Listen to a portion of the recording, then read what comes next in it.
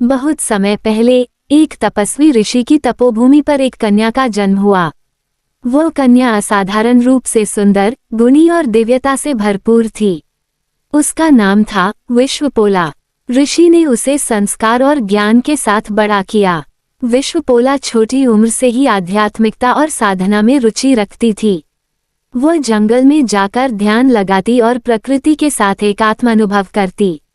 ऋषि के आश्रम में वो हमेशा उनकी सेवा में लगी रहती। उसकी भक्ति और सेवा देखकर सभी उसे आदर और प्रेम से देखते थे। कठिन परीक्षा। एक दिन उस राज्य के राजा ने विश्वपोला की ख्याति सुनी और उसे अपनी रानी बनाने का विचार किया। राजा ने ऋषि के आश्रम में संदेश भेजा और विवाह का प्रस्ताव रखा, लेकिन विश्वपोला ने ये कहते हुए प्रस्ताव ठुकरा दिया कि वो केवल साधना और भक्ति के मार्ग पर चलेगी। राजा को यह अस्वीकार सहन नहीं हुआ। उसने अपनी सेना भेजकर विश्वपोला को अपने महल में लाने का आदेश दिया।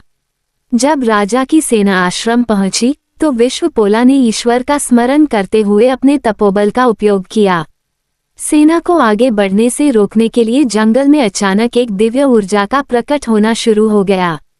चमत्कार। ईश्वर की कृपा से एक विशाल अग्नि रेखा उत्पन्न हुई, जिसने राजा की सेना को पीछे हटने पर मजबूर कर दिया।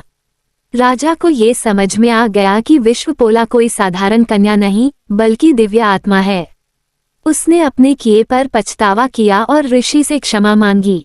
निष्कर्ष। विश्वपोला की भक्ति और साधना ने न केवल उसे अमर बना दिया, बल्कि उसे संसार के लिए एक प्रेरणा स्रोत भी बना दिया।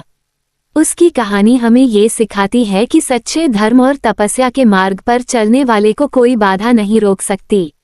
ये कथा आज भी हमें सच्चाई, समर्पण और धर्म के मार्ग पर चलने की प्रेरणा देती है।